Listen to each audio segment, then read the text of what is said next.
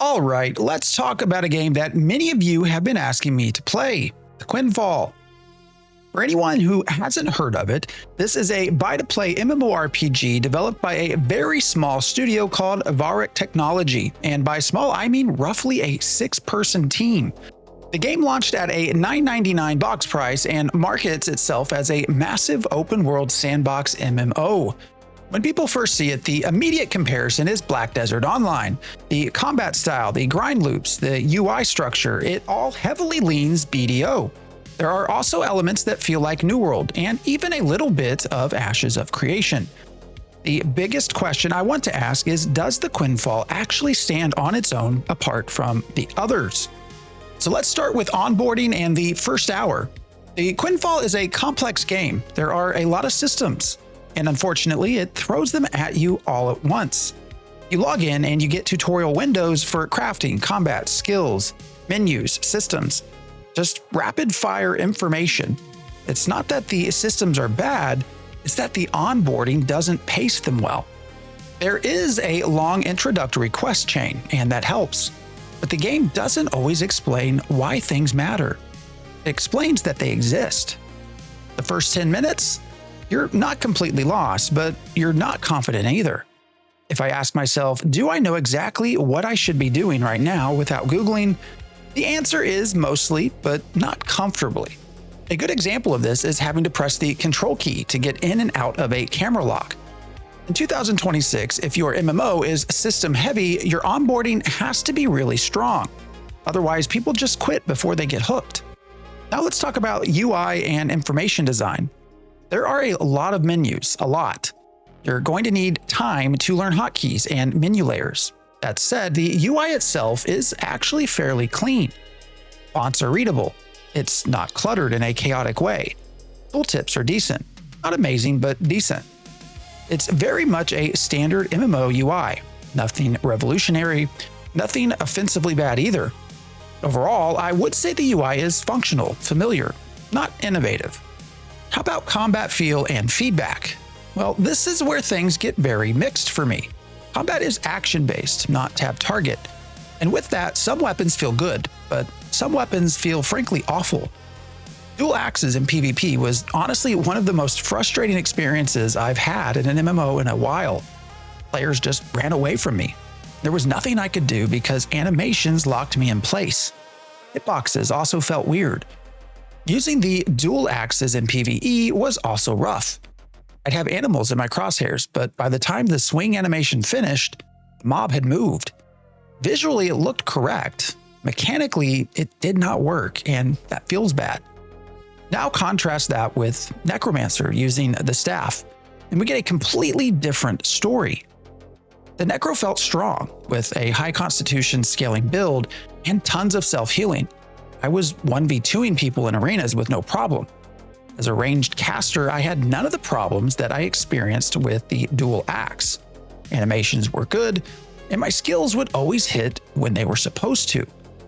The responsiveness and balance seem to be very weapon dependent. Combat right now is inconsistent, and in an action MMO, that's a big deal. Now let's talk about build depth and player expression. This part is actually decent. The weapon-based classless system gives you flexibility. You aren't locked into one role forever. Each weapon has skill trees. You can level individual abilities with skill books. You can adjust stats like strength, constitution, magic. That's solid MMO design. Does it feel groundbreaking? No, but it does offer build variety. The problem for me comes in cosmetic expression. There are a lot of costumes in the shop. Many are recolors of the same item. It feels lazy. If you're selling a sword skin, don't sell 5 recolors separately. There's also a gacha system layered in. Many of you know I am a big fan of gacha systems, but I have to say I did not expect one here, and I'm not sure that it works. So how about build depth? Well, I would say it's really good. And what about visual identity? Well, this unfortunately seems to be very heavily monetized. So if you want to express yourself from a visual perspective, you should probably expect to spend some extra money. But hey, a game studio has to make money some way, right? Let's talk about progression and reward cadence. First, this is a grindy MMO, really grindy in the traditional sense. Very Black Desert style. You go to an area, kill dozens of mobs all at once, and repeat. Levels 1 through 50 go pretty fast, but after 50, it slows down. You do get rewards along the way, and with that, regular gear upgrades. And power does seem to grow at a steady pace, which is nice to feel as feedback to playing the game. But here's a key thing that I really did not like when it comes to progression. There are 3 forms of subscription that exist in the game, and these subs have a variety of benefits, but the big things are boosts. You get boosts to things like character experience, weapon experience, drop rates, increased gathering efficiency, boost to profession experience, inventory bonuses, and travel bonuses. You get temporary access to that during the initial leveling period, but after that, you're looking at roughly $27 a month if you want all 3. I get that many players will call these pay for convenience. However, if you're maining this game, these are basically essential. Also, a new player is getting a skewed view of the game, and when their free time wears out, they will feel pressure to continue paying. I would at minimum call this pay for advantage. So yes, the game is $9.99 up front with what is for all purposes a mandatory subscription. I will say I appreciate that it gets broken into 3 separate fees so you can pick and choose if you feel you do not need all 3. Now with this, if I ask, would I log in tomorrow excited? Personally, not really. It feels like grinding to grind. Let's talk about world design and exploration next. The Quinfall advertised one of the largest MMO worlds ever. It does feel big, but it also feels generic. You go from wolves to graveyards to ghouls to references about aliens in a high fantasy world. It doesn't feel cohesive. Transitions feel out of place or for no real reason. There is fast travel. Teleporting costs currency based on weight and distance, very New Worldish, and it can get quite expensive. There is also auto-traveling along the roads, but if you're marketing massive scale, heavy fast travel kind of undercuts that. Zone identity is also weak. I can't vividly describe most of the areas I visited. And with that, environment storytelling is minimal to non-existent. I do like the abundance of harvestable items that can be found in the world. There are a lot of different items, all of which are useful. If you only wanted to harvest, you probably will enjoy the game and running around the cities. Look, the world of Quinfall is not ugly. It's just not memorable. Now let's talk about social friction and cooperation. You can solo almost everything early on. This, in fact, from what I have seen, is the preferred method for leveling in the game. There's no real need for groups during leveling. PvP arenas exist, caravans exist, guilds exist, but the dependency on these really comes later, as does the friction between each other. The game does not push you socially in the early experience, and to be fair, I don't know that it needs to. It seems most friction and group activity is meant to be a late or in-game experience. If you like soloing inside a shared world, you'll be fine. If you're looking for forced interdependence in the early to mid-range, it's not really there. How about failure and consequences when we talk about player death? Well, death penalties are pretty light. No brutal corpse runs, no harsh punishment. I personally don't mind that. The biggest thing I want to lose when failing is my time spent on the event or encounter that was a failure. I don't want corpse runs, persistent debuffs. I'm okay with items losing durability as well, but not breaking. In Quinfall, failure doesn't really teach much beyond don't overpull.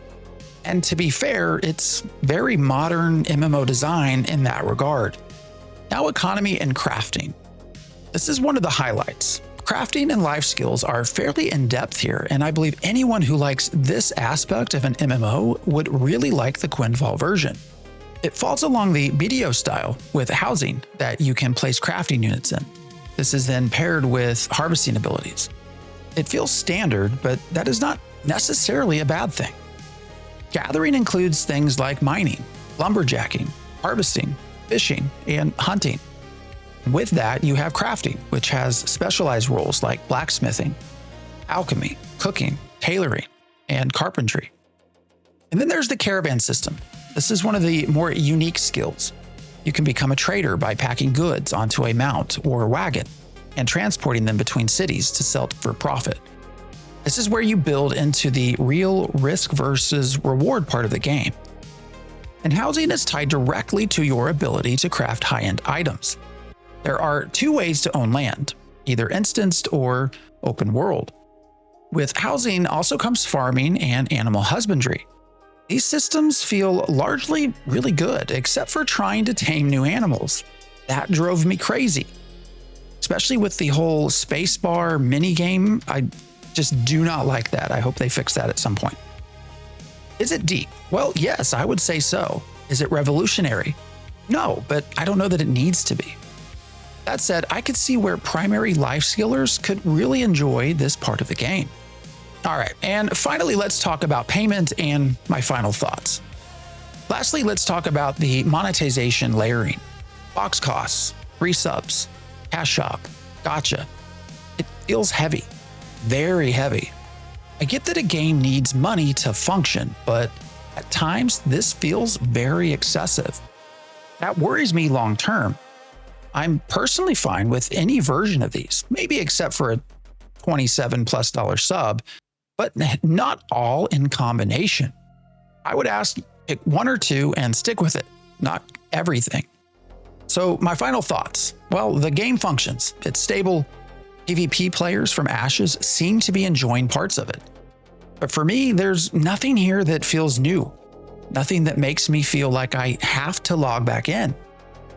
Could it improve with more polish and balancing? Absolutely. And I do think there is a potential core here that can be built on and made into a really good game. Would I recommend it? Well, if you're a PvP-focused Ashes of Creation refugee and you're curious, hey, it's $10. You might as well try it. If you're looking for the next groundbreaking MMORPG, this probably isn't it. I would wait to see where development over the next few months goes and what is the persistence of the world. Is this a flash in the pan or a permanent fixture? At this point, I would probably rate the game a C as an average, but there is definitely room to grow. So if you're curious, again, it's only $10. You might as well try it out. Thanks for watching, and what are we playing next?